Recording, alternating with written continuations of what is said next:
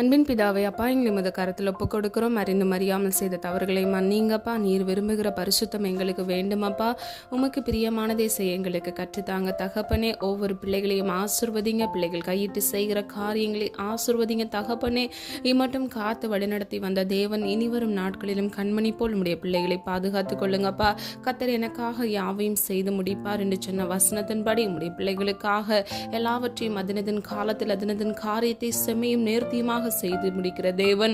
பிள்ளைகளுக்காக நீர் அப்பா கிரியைகளை நடப்பித்து பிள்ளைகளை ஆசீர்வதித்து பிள்ளைகளை பாதுகாக்கும்படியாய் ஜெபிக்கிறேன் அப்பா. கேட்கிற எவனும் பெற்றுக்கொள்வான் என்று சொன்னீங்களே தகப்பனே. விசுவாசிக்கிறவனுக்கு எல்லாம் ஆகும் என்று சொன்னீங்கப்பா.